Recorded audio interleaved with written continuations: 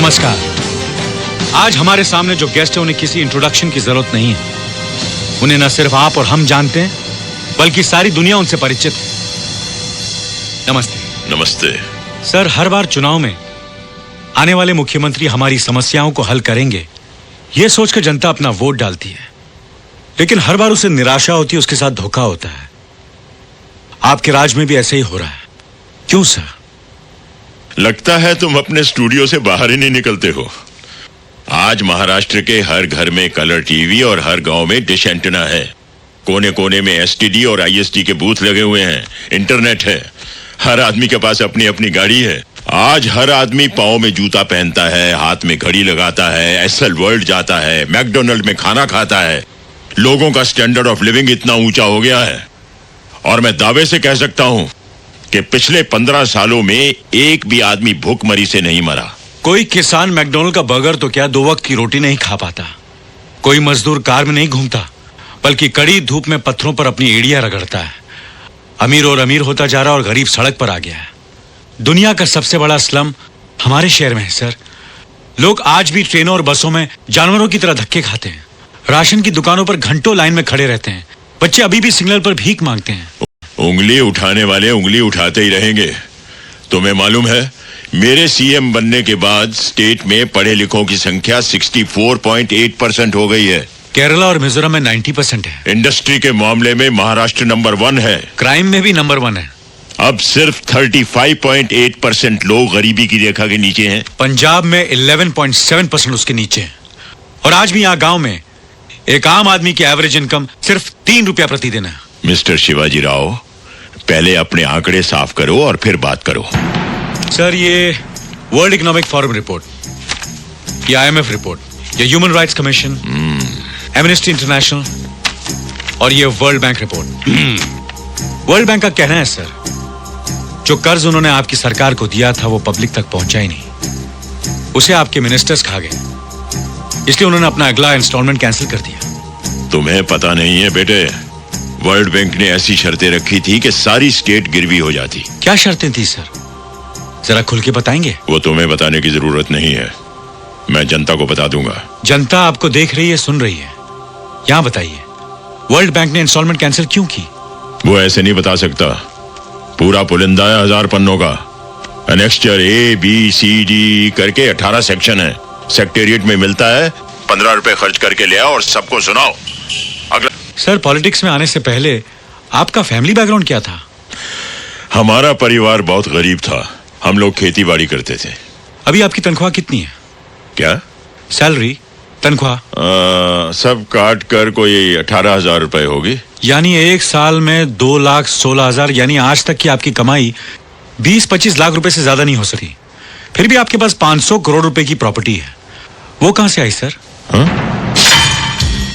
अरे बाप रे, ये तो धोती खोल रहा है। सब बकवास है। तुम्हें जानना है मेरी प्रॉपर्टी के बारे में तो जाओ कोर्ट में केस करो। वहां आकर बताऊंगा कि मेरे पास क्या है। केस? वैसे ही कोर्ट में 14 लाख केसेस हैं जो 15 साल से चल रहे हैं। हर्षद मेहता का केस अभी तक चल रहा है। बॉम्ब ब्लास्ट वाले बाइज्जत बरी हो गए। एक औरत का रेप केस, जब उसका नंबर आया तो उसे मरे हुए 5 साल हो चुके थे और आप कहते हैं केस करो। ये याद है सर?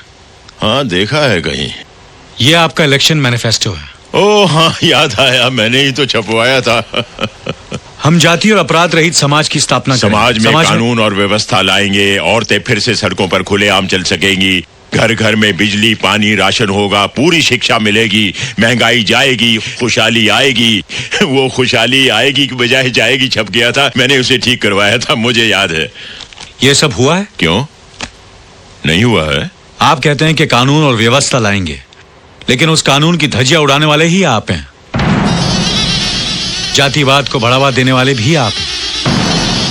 ऐसी बातें करके तुम मुझे भड़काना चाहते हो क्या? मैं आपको भड़काना नहीं चाहता। मैं सिर्फ चाहता हूं कि लोगों को पता चले कि सच्चाई क्या है। ये देखिए। और पूरे राज्य में चक्का जाम करवा दीजिए। तुम मेरे ऊपर गाड़ी चलाओगे तो क्या हमारे साथ वाले हाथ न तले जाएंगे? मेरी चिता के साथ सारा महाराष्ट्र चलेगा। एक बस ड्राइवर ने बस रोककर पूरे शहर में चक्का जाम करवा दिया। उससे पूछा तो कहता है कि रूलिंग पार्टी का आदमी। दूसरा ड्राइवर जात के नाम से डराने लगा। कमिश्नर और पुलिस भी कुछ कर नहीं पाए क्योंकि आपने उन्हें कुछ करने नहीं दिया। अपना वोट बैंक बचाने के लिए आपने सारा महाराष्ट्र जलने दिया। 250 करोड़ रुपए की प्रॉपर्टी जलकर राख हो गई क्योंकि आप चुप रहे। सैकड़ों गाड़ियां जली, लोग घायल हुए, मरे आपकी वजह से। आपने किसी को कोई कार्रवाई नहीं करने दी क्योंकि आपसे आपकी कुर्सी नहीं छूट रही थी, है ना? क्या पकड़ा है? इस इंटरव्यू को सनसनीखेज बनाकर नाम कमाने के लिए बेबुनियादी बातें कर रहे हो तुम। नो सर, सबूत है मेरे पास। उनमें से एक ड्राइवर मेरी पार्टी का है और दूसरा उन जात वालों का है जिन्होंने मुझे इलेक्शन में जिताया है, और वो स्टूडेंट्स हैं जो इलेक्शन में हमारा काम करते हैं। अगर इनमें से किसी को भी हाथ लगाया तो हमारा सपोर्ट चला जाएगा। No arrest, no tear gas. वो चिल्लाते हैं तो चिल्लाने दो। पहले चिल्लाएंगे, बाद में थक जाएंगे, फिर भूल जाएंगे। कुछ बसें जलती हैं तो जलने दो, दुकानें लुटती हैं तो लुटने दो। मैं 2-4 को पकड़कर एक अब बोलिए सर, जनता से ज्यादा आपको अपनी कुर्सी प्यारी है ना?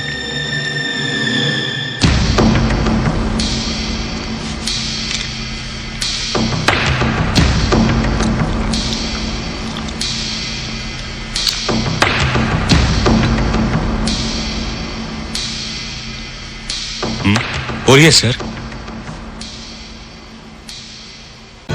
अच्छी डबिंग की है।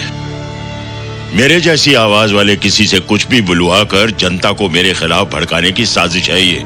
इन सवालों के जवाब देना मैं जरूरी नहीं समझता। इसे खुद मैंने अपने कैमरे से शूट किया है सर। ऑपोजिशन वालों ने इसके लिए तुम्हें कितना पैसा खिलाया है? अगर आप ऑपोजिशन में होते तो कितना पैसा खिलाते? माइक पकड़कर सैटेलाइट टेलीविजन की आड़ में तुम मुझसे कुछ भी पूछोगे और मैं उसका जवाब दूंगा। क्यों?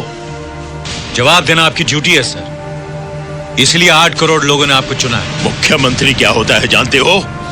आज तक एक बार भी सीएम के ऑफिस में आए हो? वहां की चौखट पार की है तुमने? आकर देखो कि दिन में कितने लोग मिलने के लिए आते हैं, रोते हैं, सवाल पूछते हैं, धन्यवाद करते हैं, पैर छूते हैं, मालाएं पहनाते हैं, गालियां देते हैं। जानते हो कितना कुछ झेलता हूं मैं? जो सीएम की कुर्सी पर बैठता है ना, वही जानता है। जब कभी कोई दंगा फसाद या कुछ ऐसा होता है तो जज्बाती होकर जल्दबाजी में मैं एक तरफा फैसला नहीं करता। मैं पहले फसाद की जड़ तक पहुंचता हूं और फिर से सुलझाता हूं। तुम्हारी तरह हवा में सवाल नहीं पूछता, और यही मैंने उस दिन किया। उस दिन आपने कुछ भी नहीं किया सर। जो समस्या आसानी से हल हो सकती थी उसे आपने अपने फायदे के लिए और बड़ा बनने दिया, और अब यहां बैठकर खुद को जस्टिफाई कर रहे हैं। आग में हाथ डालोगे जल जाओगे। तुम समझ नहीं रहे हो। डाल के देखो, फिर पता चलेगा। एक दिन, सिर्फ एक दिन के लिए सीएम बन के देखो, आटे दाल का भाव पता चल जाएगा। सर, ये मेरे सवाल का जवाब नहीं है। आप जो बोल रहे हो बहस के लिए, सुनने के लिए अच्छा है, लेकिन प्रैक्टिकल नहीं है। बिल्कुल प्रैक्टिकल है। संविधान में इसके लिए भी प्रोविजन है। एक छोटा सा ऑर्डिनेंस पास करना पड़ेगा बस। एक दिन, 24 घंटे, कुछ भी नहीं है। सर, हम मजाक कर रहे हैं। अरे मजाक तो तुम समझ रहे हो। बस एक दिन मेरी कुर्सी पर बैठकर देखो कि कितने अंगारों पर बैठता हूं मैं, कितने कांटों का ताज है मेरे सर के ऊपर। तब पता चलेगा कि कितने लोग एजुकेट हुए और कितने लोगों की गरीबी कम हुई। तब तुम यहां बैठना और मैं तुमसे सवाल पूछूंगा इसी प्रोग्राम में। बोलो, क्या बोलते हो?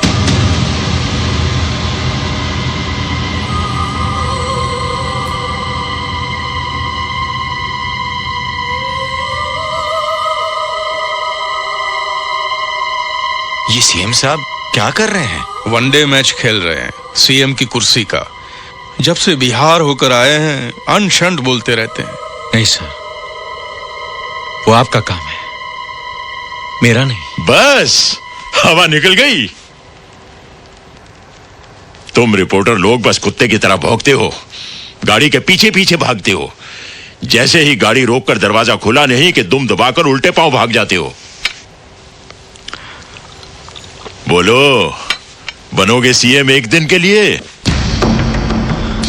लाइव टेलीकास्ट हो रहा है बच्चे, सब लोग देख रहे हैं। जवाब दो।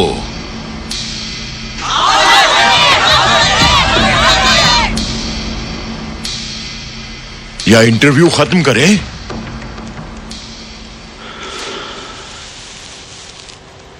ठीक है सर, अगर ऐसा हो सकता तो मैं तैयार हूं। एक दिन के लिए मैं आपकी कुर्सी पर बैठकर देखूंगा।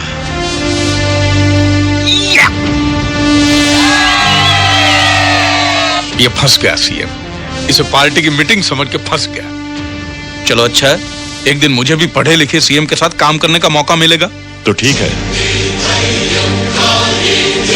जय हिंद।